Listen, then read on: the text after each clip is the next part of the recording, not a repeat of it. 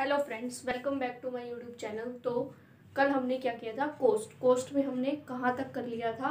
हमने मतलब सब कुछ फाइंड करना तो देख लिया था, क्या कैसे फाइंड होता है। लास्ट टॉपिक हमने किया था टीसी और एमसी के बीच में रिलेशन, और मैंने आपको बताया था टीवीसी और एमसी के बीच में भी सेम रिलेशन होता है।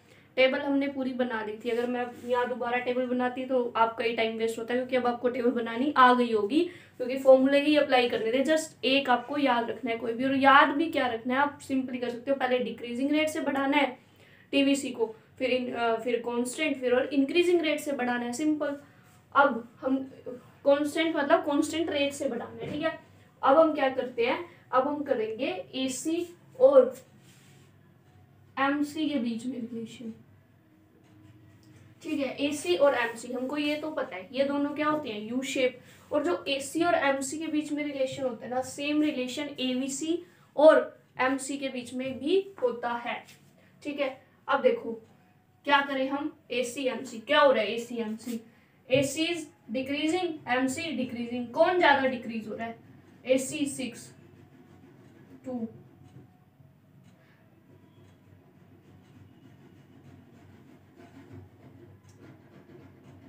दो का गैप है, ठीक है, या 3 पॉइंट समथिंग। मतलब एसी और एमसी आपको दिख रहे हैं, दोनों क्या हो रहे हैं, दोनों डिक्रीज हो रहे हैं। हमारे एसी और एमसी दोनों ही डिक्रीज हो रहे हैं, लेकिन हमारा एसी जो है वो ज्यादा डिक्रीज हो रहा है, किससे, एमसी से। एसी हमारा किससे ज्यादा डिक्रीज हो रहा है, एसी से।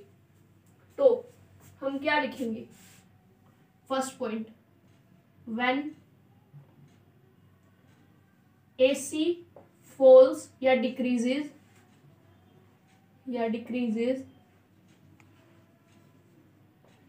MC also decreases, हमारा MC भी डिक्रीज हो रहा है, बट लेकिन क्या हो रहा है, AC डिक्रीज मच फास्टर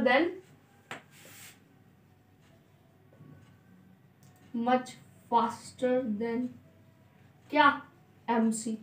अब आप लोगों की बुक्स में ज्यादातर ये नहीं लाइन होती कि AC decrease much faster than MC, उसमें सिंपली क्या दे रखा होगा, AC क्या दे रखा होगा कि आपका जो MC है वो AC से नीचे है, MC is lower than AC। वो MC is lower than AC क्यों दे रखा होता है, क्योंकि हमारा MC तो कम गिरता है और हमारा गिरता क्या है, हमारा AC ज्यादा गिरता है। जैसे हम डायग्राम बनाते हैं, वो डायग्राम के अकॉर्डिंग में हम रिलेशन बताते हैं। जैसे हम जब डायग्राम बनाते हैं, ठीक है, सपोज हमने ये AC बनाया, हम MC ऐसे बनाते हैं, ठीक है, हमारा MC यूं बन के जाता है। तो हमारा क्या होता है कि AC भी डिक्रीज होता है, MC भी डिक्रीज होता है, ठीक है। लेकिन हमारा MC क्या है, नीचे है, किससे, AC से। MC है तो अभी भी नीचे, किससे, AC से। AC की वैल्यू देखो कितनी ज्यादा है और MC की वैल्यू कितनी कम है ना। तो एक तो हम ये भी लिख सकते हैं रिलेशन में कि जब AC फॉल होता है या डिक्रीज होता है तो MC भी डिक्रीज होता है, लेकिन एक AC मच फास्टर डिक्रीज होता है देन MC से। एंड और हम एक और लिख सकते हैं कि AC लेकिन बड़ा जरूर होता है MC से। AC क्या होता है, MC से बड़ा। देखो ये 20 है, ये 10 है, 14 है, 8 है, ठीक है। सेकंड रिलेशन, चलो भाई हमने गिरा के तो दिखा दिए, अब ये बढ़ेंगे भी। यहाँ पे ये यहाँ बढ़ रहा है, बढ़ ये हमारे भी रहे हैं, ठीक है, तो हमारे ये भी बढ़ते हैं। तो जब व्हेन क्या हो रहा है, हमारा MC राइज, सॉरी हम AC से देख रहे हैं ना, हम AC फॉल किया था हमने, तो हम व्हेन AC राइज, जब हमारा AC बढ़ रहा है, देखो 8 से AC 9 हुआ, तो हमारा MC 8 से क्या हुआ, 16 हुआ, तो हमारा क्या है, MC also rises, but MC rises at much faster rate, लेकिन हमारा MC ज्यादा रेट से बढ़ रहा है देन किससे, AC से। देखो इसमें 8 का गैप और इसमें 1 का गैप, तो बढ़ तो दोनों रहे हैं, लेकिन ये ज्यादा रेट से बढ़ रहा है, ये कम रेट से। अब एक और सिचुएशन, ये 16 है, ये 9 है, ठीक है, तो इसमें हम ये भी लिख सकते हैं कि MC ग्रेटर देन AC, ठीक है। मतलब यहां तक लिखे when AC rises MC also rise, and MC is greater than AC। और अब ये भी लिख सकते हैं या हम तीनों चीजें भी लिख सकते हैं, ठीक है, जो आपका मन करे। रिलेशन हमको बताना, हम जितना अच्छे से जितना एक्सप्लेन करके रिलेशन बताएंगे उतना अच्छा है, ठीक है। तीसरा हमारा क्या होता है, when AC equals to MC, ठीक है। यहाँ पे भाई दोनों क्या हो रहे हैं, यहाँ पे दोनों क्या हो रहे हैं, इक्वल। और ये AC का सबसे लोएस्ट पॉइंट है, क्या है ये, AC का सबसे lowest point. When AC is equal to MC, AC is at its lowest. तो AC क्या होता है, अपने लोएस्ट पॉइंट पे होता है। कभी वो 8 से और नीचे गया है, 8 से वो यहाँ भी बढ़ रहा है और यहाँ भी हमको बढ़ता हुआ दिखाई दे रहा था। तो AC अपने क्या पे होता है, लोएस्ट पॉइंट पे AC होता है। और हम इसको एक और चीज बोलते हैं कि जब AC MC के इक्वल होता है तो स्लोप ऑफ AC क्या होता है, 0। स्लोप ऑफ AC क्या होता है, 0, क्योंकि AC अपने लोएस्ट पे है तो उसका स्लोप कितना है, 0 है उसका स्लोप, ठीक है, क्योंकि हम स्लोप लोएस्ट पॉइंट से निकालते हैं। लोएस्ट पॉइंट पे ही वो है तो उसका स्लोप 0 होगा, ठीक है। Slope of AC is 0। यहाँ हम ये भी लिख सकते हैं। अब हम इसको बनाते हैं डायग्राम से। सेम रिलेशन ABC और MC में होगा, बस आपको ABC लिखना है AC की जगह, और यहाँ MC का MC रहेगा। लेकिन ये MC ऑल्सो डिक्रीज, जैसे हमने उसमें सिर्फ इतना लिखना है, व्हेन AC फॉल्स या डिक्रीजेज MC, मतलब जब हम ABC और MC का करेंगे तो हम एक बार चलो बता ही देते हैं। जब हम ABC और MC का करेंगे तो फर्स्ट पॉइंट क्या होगा, व्हेन AC फॉल्स, जब व्हेन ABC फॉल्स, क्योंकि हम ABC और MC का कर रहे हैं। व्हेन ABC फॉल्स तो हमारा क्या हो रहा है, then MC also falls but ABC greater than MC, ठीक है। सेकेंड हम लिखेंगे व्हेन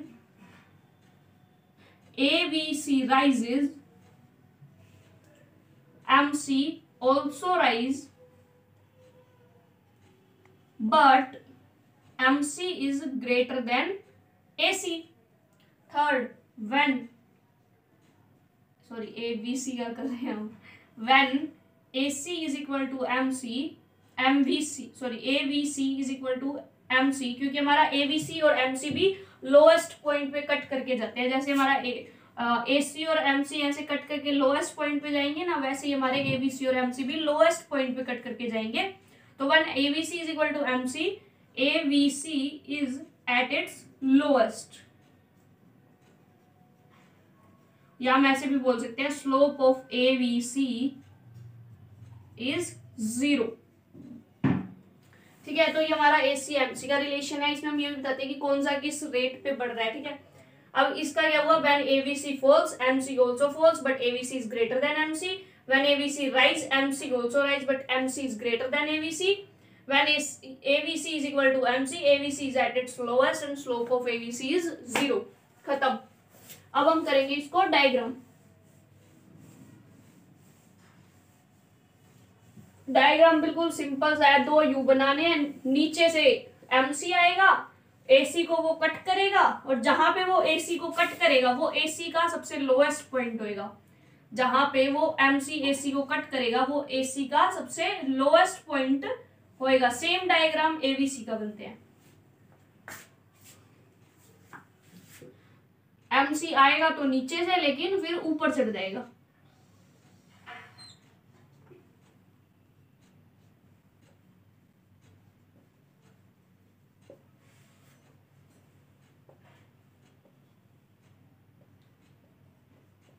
आप AC को MC भी दिखा सकते हैं, ठीक है। ये हो गया। अब इस AC का लोएस्ट पॉइंट कौन सा है, ये, ठीक है। तो आप ऐसे नहीं है MC लाओ और यहां से कट करके भगा दो उसको, नहीं। जहां पे MC AC को कट करेगा वो बस आपको एक छोटा सा पॉइंट ध्यान रखना है, वहां AC का लोएस्ट पॉइंट होना चाहिए। मतलब अब MC जो है ना वो AC को यहां से कट करके जाना चाहिए, ये इस तरह से, ठीक है। देखो तो अब ये हमारा बना, क्या बन गया, ये AC and this is MC। बिल्कुल सब रिलेशन है। डिक्रीज हो रहा है AC, MC भी डिक्रीज हो रहा है, लेकिन AC जो है अभी भी ज्यादा है किससे? MC से। AC का है ऊपर ही तो है MC से, ठीक है। फिर जब एक दूसरे को ये क्या कर रहे हैं, कट, वहां पे AC अपने लोएस्ट पॉइंट, जब दोनों ने बढ़ना स्टार्ट किया MC ज्यादा है AC से, सिंपल। अब देखो यहाँ पे 4 से 6 हो गया हमारा। यहाँ क्या हुआ था कि हमारा MC जो है वो अब क्या हुआ, बढ़ना शुरू हुआ, लेकिन AC एक पॉइंट पे अभी भी थोड़ा सा घट रहा था। ये सिचुएशन है, देखो कि यहाँ पे हमारा AC अभी भी घट रहा है ना, देखो नीचे की तरफ जा रहा है, लेकिन MC ने हमारा यहाँ से यूं बढ़ना शुरू, MC ने ऊपर जाना शुरू कर दिया। तो ये वो सिचुएशन है जब MC तो हमारा बढ़ रहा है, लेकिन AC अभी भी कम हो रहा है। ये सिचुएशन, ये वाला पोर्शन कि AC तो अभी भी कम हो रहा है और MC ने बढ़ना शुरू कर दिया। बाकी हमारा रिलेशन ये खत्म, ठीक है। MC AC का रिलेशन खत्म। अब हम ABC और MC का बनाते हैं। सेम बनेगा, बस इसमें जैसे हमने पूरा यू बनाया है ना, उसमें हम पूरा मतलब यू वाली शेप नहीं आने देते उसको, वो समथिंग कुछ वो ऐसे बनता है, क्योंकि वो प्रॉपर यू नहीं बनता, ठीक है। फिर इसका लोएस्ट पॉइंट हम यहाँ बनाते हैं और फिर ये जो MC आएगा वो उसको ऐसे लोएस्ट पॉइंट से कट करके चला जाएगा, तो ये ABC बन जाएगा, MC। बस इतना सा गैप है, वो प्रॉपर यू बनेगा। ये यू होता है बट प्रॉपर यू नहीं होता, ये यहाँ से थोड़ा कम होता है, बस। ये हमारा ABC और MC का रिलेशन हो जाता है।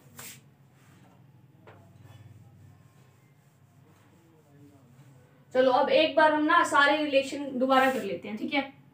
हमने पहले पढ़ा था TVC, ये था TVC, ये था TFC जो हमेशा, सॉरी, ये था TFC जो हमेशा कांस्टेंट। फिर हम बनाएंगे TC क्या होगा, TFC प्लस TVC, मतलब TVC जितना है उसमें TFC जितना इंक्रीज कर दो, लो जी, तो ये बन जाएगा TC। ये गैप जो है वो सेम होना चाहिए दोनों में, ठीक है। TC बन गया। फिर हमारा क्या बनाना था हमको, AC यू शेप जाएगा, ठीक है। MC वो हम अलग डायग्राम में कर लेते हैं, ठीक है। ये TC, ये हमने सबसे पहले TC TVC और फिर हमने बनाया था MC क्या बना था हमारा, समवट यू शेप, क्या बना था, यू शेप। फिर हमारा AC भी क्या बना था, यू शेप, लेकिन AC ऊपर से आता था, मतलब जैसे अभी हमने पहले किया था, पहले हम AC ऊपर से आता था, लोएस्ट पॉइंट पे इसको MC यहाँ पे कट करके चला जाता था। फिर ABC क्या बनेगा, ABC ये रहेगा तो ये लगा दो, मतलब ये प्रॉपर यू नहीं होता, बस इतना। जैसे हमारा MC प्रॉपर यू नहीं आ रहा ना, यहाँ से थोड़ा छोटा डंडा है, ये लंबा है, तो ऐसे ही हमारा ABC होता है, ये कुछ ऐसे, ठीक है। तो ये ABC और MC। और अब AFC बनाया था, AFC हमने रेक्टेंगुलर हाइपरबोला बनाया था,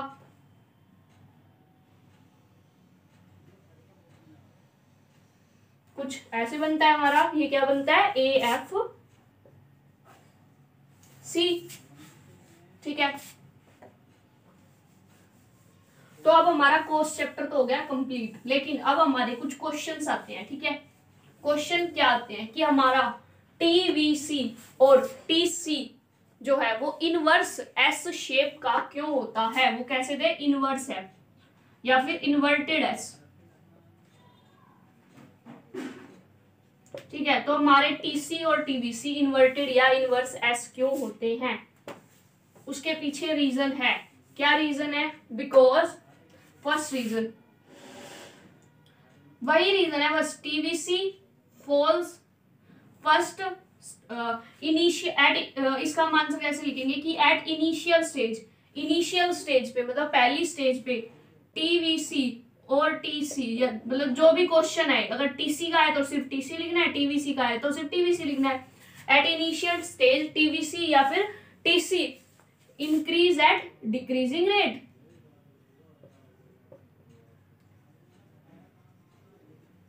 देन अ स्टेज कम, फिर एक क्या होती है, एक स्टेज आती है, स्टेज ऑफ प्रोडक्शन की वो स्टेज आती है, स्टेज कम वेयर, जहां पे क्या होता है कि TVC और TC starts increasing at constant rate.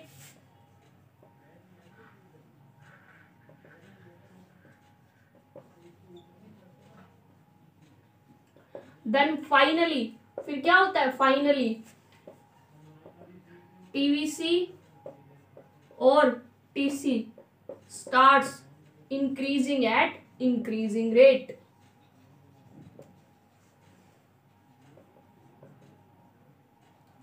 और यही रीजन है कि हमारा TVC या जो TC होता है वो इनवर्स एस होता है। इनवर्स एस क्यों हुआ भाई, पहले तो वो बढ़ते हैं ऐसे डिक्रीजिंग रेट से, फिर कांस्टेंट रेट से बढ़ने लगते हैं और फिर इंक्रीजिंग रेट से, तभी तो ये ऐसे कुछ इनवर्स एस तरह बनता है। ठीक है,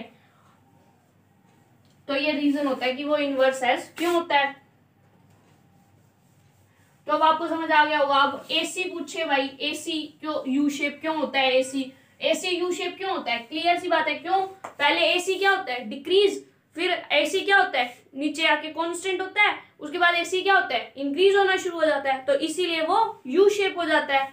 ठीक है, उसके बाद फिर हमारा आता है AFC जो है वो रेक्टेंगुलर हाइपरबोला क्यों होता है। अब आप इसमें ये तो लिख नहीं सकते कि वो पहले घटता है फिर बढ़ता है, ऐसा कुछ। AFC तो हमेशा हर लेवल पे घटता ही घटता है, कितना आउटपुट बढ़ा लो AFC जो है वो घटता ही घटता जाएगा। लेकिन वो रेक्टेंगुलर हाइपरबोला क्यों होता है AFC is rectangular hyperbola because at initial stage AFC falls at higher rate. मतलब स्टार्टिंग में वो बहुत ज्यादा गिरता है, मतलब वो एकदम से यूं गिरा, बहुत ज्यादा गिरा, फिर वो कम होता है लेकिन ऐसे slow slow slow slow slow slow slow slow कम होता है, इसलिए वो रेक्टेंगुलर हाइपरबोला बनता जाता है। ठीक है, तो AFC falls at higher rate, तो because at initial stage AFC falls at higher rate but later on AFC starts falling at lower rate.